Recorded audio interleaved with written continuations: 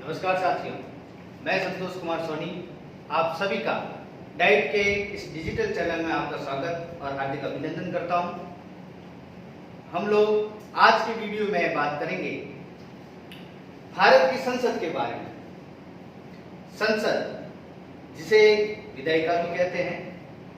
हमने कहा था सरकार के 3 अंग होते हैं, व्यवस्थापिका, कार्यपालिका और न्यायपालिका। कानूनों का निर्माण करने का कार्य व्यवस्थापिका का है, कानूनों को लागू करने का काम कार्यपालिका का है और कानूनों की व्याख्या करने का कार्य जो है न्यायपालिका करती है। भारत में उसी व्यवस्थापिका को संविधान के अनुच्छेद 82 के अंतर्गत संसद कहा गया है, जिसको इंग्लिश में हम पार्लियामेंट भी कह देते हैं।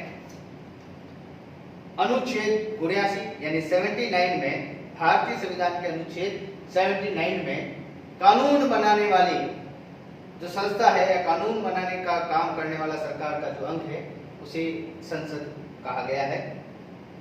अलग अलग देशों में संसद के रूप, उनकी संरचना अलग अलग है और उन्हें अलग अलग नामों से जाना जाता है।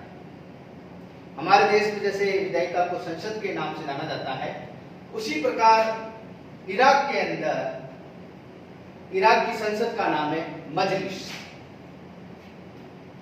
इराक की संसद का नाम क्या है? मजलिस। ब्रिटेन जिसको संसदों की जननी भी कहा जाता है, ब्रिटेन की संसद को पार्लियामेंट कहते हैं। ब्रिटेन की संसद क्या कहलाती है? पार्लियामेंट। हमारे पड़ोसी देश अफगानिस्तान की संसद को सूरा कहा जाता है। अफगानिस्तान की संसद या वहां की विधायिका जो कानून बनाने का काम करती है उसे सूरा कहा जाता है। जापान में इसी संसद का नाम या विधायिका का नाम क्या है? डायर। जर्मनी के अंदर वहां की संसद का नाम है बुंदेस्टाग। और संयुक्त राज्य अमेरिका के अंदर जो कानून बनाने वाली संस्था है, विधायिका, उसको कांग्रेस कहा गया है। हमारे यहाँ पर कांग्रेस एक राजनीतिक दल है, जबकि संयुक्त राज्य अमेरिका के अंदर वहां की संसद का नाम क्या है? कांग्रेस है। अब हम लोग भारत के अंदर कानून का निर्माण करने वाली संस्था या सरकार के अंग संसद के बारे में बात करेंगे।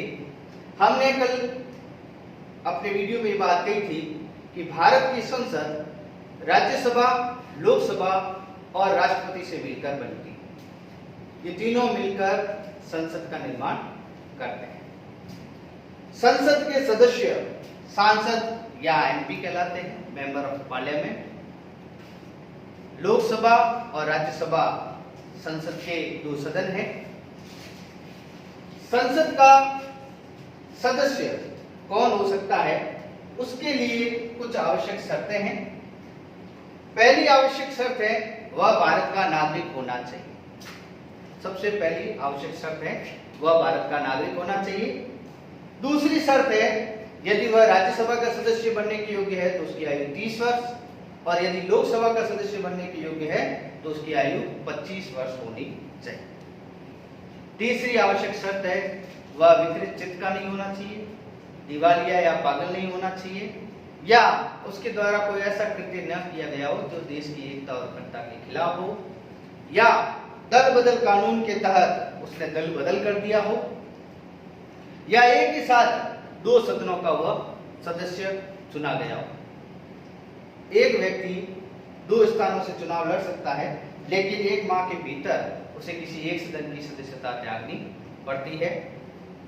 तो ये कुछ योग्यताएं हैं संसद के सदस्य के लिए। उसके बाद हम लोग बात करते हैं संसद के सत्र कितनी बार होती है, अर्थात उसकी बैठकें कितनी होती है। उसके लिए एक निश्चित संख्या होती है, निश्चित कोटा होता है, जिसको हम कोरम बोलते हैं। क्या बोलते हैं? कोरम। और कोरम जो होता है उस सदन का 1/10 होता है। जिस सदन की बैठक होगी उसका 1/10 होगा। और बैठकें जो है वो पूरे वर्ष में 3 बार होती है, 3 सत्र होते हैं। सत्र को आहूत करने का अधिकार राष्ट्रपति को है और सत्र को अवसान करने का यानी सत्रावसान करने का अधिकार भी राष्ट्रपति को है। यानी सत्र राष्ट्रपति ही बुलाता है और सत्र समाप्त राष्ट्रपति ही करता है। लेकिन इन सत्रों की बैठकों को स्थगित करने का काम उस सदन के पीठासीन अधिकारी के द्वारा किया जाता है। यदि राज्यसभा होगी तो राज्यसभा का पीठासीन अधिकारी उपराष्ट्रपति होता है और लोकसभा का पीठासीन अधिकारी लोकसभा अध्यक्ष होता है। एक वर्ष में 3 बैठकें होनी अनिवार्य है, 3 सत्र होने अनिवार्य है और इसमें यह भी शर्त है कि एक सत्र की अंतिम बैठक और आने वाले सत्र की प्रथम बैठक के बीच में 6 माह से अधिक का अंतर नहीं होना चाहिए, यानी 6 माह से कम के अंतर में वो बैठक संपादित हो जानी चाहिए। अब ये बैठकें या सत्र कब कब आहूत होते हैं? सबसे पहला जो सत्र होता है उसको हम कहते हैं बजट सत्र। यह बजट सत्र जो होता है वो फरवरी से मई के बीच में आहूत होता है, जिसमें देश के लेखा जोखा, आय व्यय या बजट से रिलेटेड जो भी बात है, धन से रिलेटेड जो भी बात है, वो बातों के लिए यहाँ पर जो है चर्चा होती है बजट सत्र के अंतर्गत। उसके बाद आता है मानसून सत्र जो जुलाई और सितंबर में आहूत किया जाता है और तीसरा जो सत्र होता है वो कहलाता है शीतकालीन सत्र जो नवंबर से दिसंबर के बीच। तो ये बहुत महत्वपूर्ण बात है, परीक्षा में पूछे जाने योग्य। संसद के कुल कितने सत्र होते हैं? संसद के 3 सत्र होते हैं, बजट सत्र, मानसून सत्र और शीतकालीन सत्र। बजट सत्र फरवरी से मई, मानसून सत्र जुलाई से सितंबर और शीतकालीन सत्र नवंबर से दिसंबर। और शर्त क्या है कि एक सत्र की अंतिम बैठक तथा आगामी सत्र की प्रथम बैठक के बीच में 6 माह का अंतर नहीं होना चाहिए, यानी 6 माह से पहले दूसरी बैठक आयोजित हो जानी चाहिए। तो ये बहुत महत्वपूर्ण बात है। सत्र आहूत और सत्रावसान करने का अधिकार राष्ट्रपति के पास है और सत्र स्थगन का अधिकार पीठासीन अधिकारी के पास है। ध्यान रखिए इस बात को, ये महत्वपूर्ण बात है। संसद की सत्रों को कौन आहूत करता है, सत्रावसान कौन करता है, तो राष्ट्रपति करता है और सत्र को स्थगित करने का कार्य कौन करता है, तो पीठासीन अधिकारी करेगा।